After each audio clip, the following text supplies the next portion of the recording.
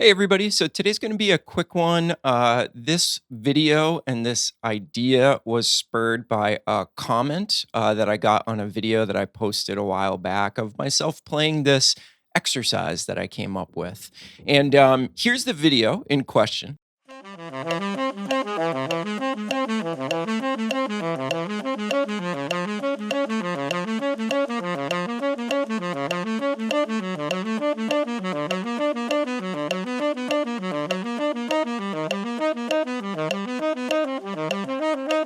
It's a chordal exercise doing some things where we're using voice leading to get from one chord to the other.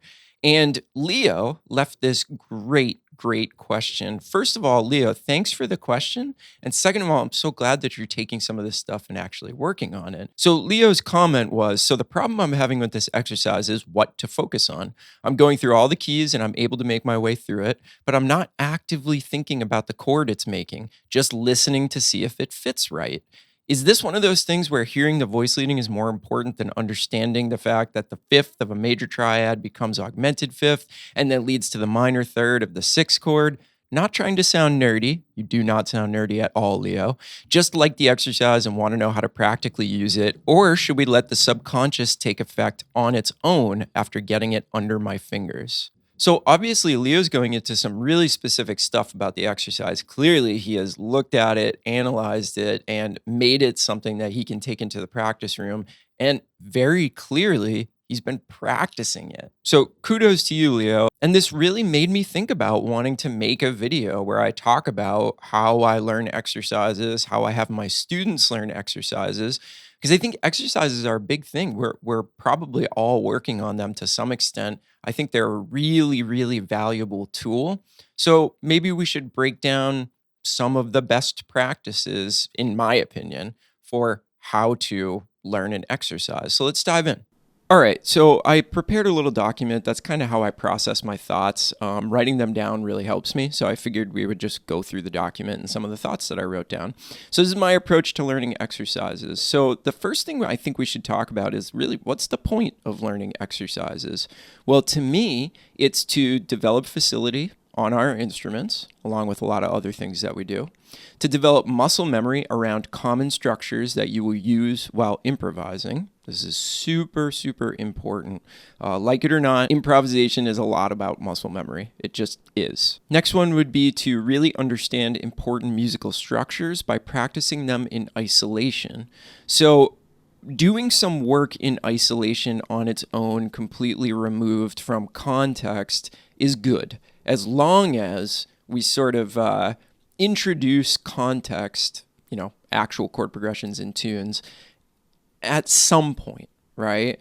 And we'll talk about this later. We might never actually play the exercise in context, but we always want a part of our practice routine to be working on something in context. Anyway, I'm getting derailed a little bit here.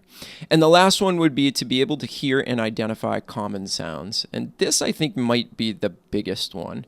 Because when we work on things in isolation and we start to understand them, we also want to be able to hear them. And by working through exercises, we develop an ability to hear something in somebody's improvisation and go, oh, wait, I've heard that before. That was from the exercise that I was working on last week. Cool, that must be diminished, or that must be this triad pair, or, something like that. So I think that that's a really important one. It really goes a long way to being able to hear all these devices that we ultimately want to use. Okay, so now let's get into the best practices, again, in my opinion, of how to work on exercises. So the first question I get really often is, should I just do all of this in my head, or can I write it down on paper and read it? And I think there's a lot of benefit to both. I think there's nothing wrong with either approach. Just don't get in the trap of only doing one. So there's an obvious drawback to writing everything that you do down. And that drawback is, when you're improvising, you can't write it down before you play it. Now, a lot of you are probably sitting there going, well, what do you mean I have to write some things down? And it's not that you have to, it's just I think there's a lot of benefit to actually seeing things on paper now and again. If you're a really visual learner like I am, seeing some stuff on paper can actually be huge. So don't discount the fact that writing things down at some point, you may discover a lot of benefits from that, even if you've never done it before. So I guess what I'm saying is just try it. But I think there's nothing wrong with both. Just make sure that you don't get locked into one or the other. All right, so what do I focus on when I am learning exercises? And I think this gets to the core of Leo's question, right? So how do you discern what the most important thing to focus on is in the exercise? What's the point of the exercise? Sometimes we get these exercises with no context and no explanation, so we don't know like what the exercise is trying to accomplish. I actually like that better because the act of learning the exercise will teach you what to focus on. And I want you to be open to any possibilities, right? Because initially when you hear the exercise, you go, oh, the point of this exercise is this. Then you start working on it and you actually discover there's a whole bunch of other important things that this exercise is doing, that this exercise is teaching you. So be really open when you first start doing it. And remember, learning it, the process of learning it, is going to teach you what the most important part of it is to you. And that brings me to my second point. Two people working on the same exercise may walk away with completely different benefits or revelations from that exercise. So the only thing I caution against is walking into an exercise saying, I have to get X, Y, Z out of this. That's really going to make it more stressful, and it's going to shut down your unique interpretation of what's going on. And it's kind of like trying to fit a square peg in a round hole, right? You're going to get out of it what you get out of it, and the process is the important part, okay? All right, let's move on. So what does the process actually look like? And again, this is just my opinion, but this is the way that I think about it. So the first part of the process for me is slow and deliberate practice with a lot of thinking, because you're going to have to actually sort of figure out and conceive of what this exercise is, especially if you're going to play it from memory. And that goes back to this. The act of learning the exercise will teach you what to focus on. So that's what I'm doing in step 1. So this is where you will discover what you need to think about to be able to get through the exercise. And again, don't fight it. Let yourself think about whatever it is that helps you to get through the exercise. Okay? So there's step 1. Step 2, again, slow and deliberate practice with a little bit less thinking, but you're making a lot of mistakes, right? We're still at the beginning stages here. So you're stumbling, you're bumbling, you're making all these bad transitions, you're getting tripped up. But you're thinking a little bit less than you were in step 1, because ultimately in step 1, you figured out how to conceive of the exercise and think about it. All right, but you're not going to go right from that to, playing it at 400 BPM. Step 3, slow practice with even less thinking and few mistakes. So now you're moving on to, okay, I'm starting to get some muscle memory here. All right, I'm making a lot less mistakes. There's still mistakes, but they're not nearly as many mistakes as there were with step 1 and step 2. Number 4, slow practice with complete muscle memory and no mistakes.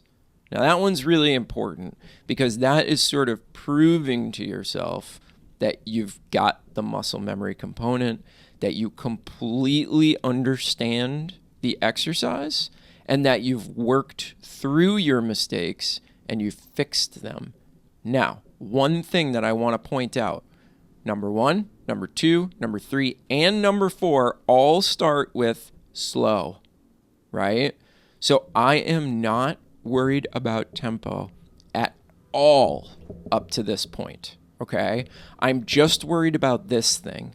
A lot of thinking, less thinking, many mistakes, less thinking, few mistakes, complete muscle memory and no mistakes, but this is all done at a really, really slow tempo, because you can never really develop complete muscle memory, I don't think, if you're fighting with tempo.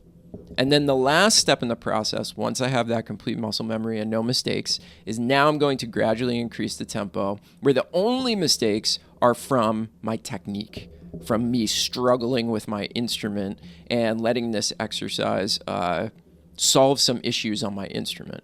If there are mental mistakes or a lack of muscle memory, you got to slow back down. And this is where most people aren't willing to put in that time and put in the work. It's the people that keep it slow and really develop that true muscle memory. Those are going to be the people that win and get the most out of it. All right, so application, because we all want to apply the stuff that we learn, or we should all at least be thinking about that. But we have to remember, this is a volume play. We want to learn so many exercises that basically through exercises, we understand like all structures in music, and we can execute dozens and dozens and hundreds of structures that are really, really important in music. So if you try to go the route of direct application, the problem is your solos are going to sound like exercises. And let me clarify what I'm talking about here. Your solos will not sound like exercises if in the middle of your solo you happen to play an exercise verbatim because it's the right thing to do at that moment. Because that's the thing that fits into your phrase really, really perfectly, and that's exactly what you wanted to say. There's nothing wrong with an exercise coming out in your solo. What I want to caution you against is trying to construct your solos of 100% regurgitating exercises that you're working on. Then it's like this weird, like Lego set. Your solos become this weird, like cobbled together exercise thing, right? That's the thing that we don't want. We want our solos to be natural, flowing, creative, and trying to just Tetris together a whole bunch of exercises is really not a good recipe for playing really meaningful solos. But if an exercise does come out, cool. Nothing wrong with that.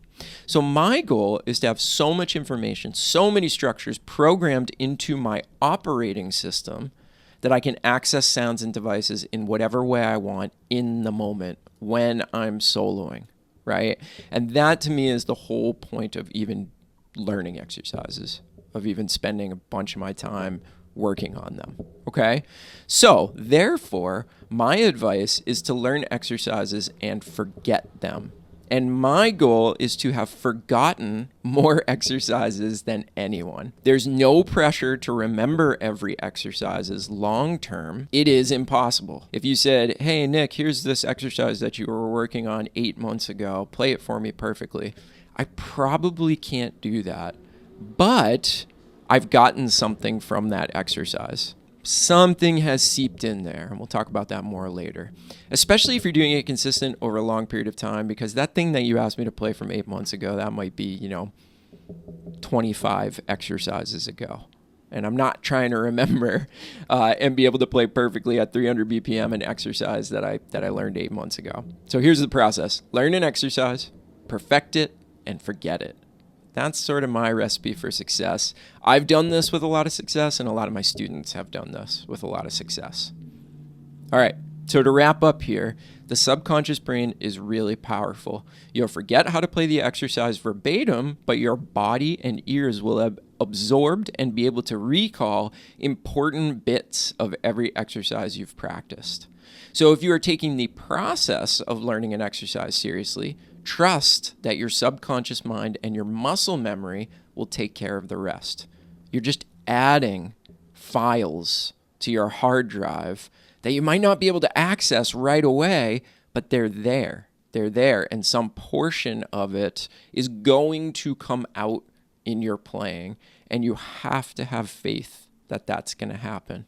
Okay? And you're setting yourself up for failure if you're trying to remember every single exercise that you've ever practiced. So this goes back to learn, perfect, forget. All right? And here's a little bonus tip that we can leave off on. So start by learning exercises that others have created. So obviously there's thousands and thousands of exercises that you could find by a simple Google search. You probably have some books at home that are full of exercises. Those are all great resources. Start with those, okay? But at some point, you got to start coming up with your own exercises. And this will be an important step in your growth and will allow you to develop your own voice and slow down your thinking to be able to come up with something cogent and great sounding. This is a really important step in the process where you actually start to become your own musician. And by challenging yourself to come up with an exercise that sounds really cool with no model, right? Just the blank page, I got to come up with an exercise. That's a great way of sort of figuring out the way you think about music, putting it into a concrete form, and then ultimately practicing that thing. That's really going to help you with your own voice as an improviser. So start with exercises, but then start writing your own. Very important step in the process. So there it is. That's kind of my philosophy on learning exercises. Yeah, it requires a little bit of faith where I'm telling you to forget about stuff. But I promise you that if you're really committed to this thing long term and you're really committed to for years working on exercises, that the pressure that gets taken off by saying, yeah, I could just forget all this stuff is really what's going to lead you to success, keep it sustainable, and all that good stuff. So let me know what you think. What's your approach to learning exercises? Did these ideas benefit you at all? And again, Leo, thank you so much for the comment and for spurring this video. Really appreciate it. All right, everyone. We'll see you on another video soon. Bye.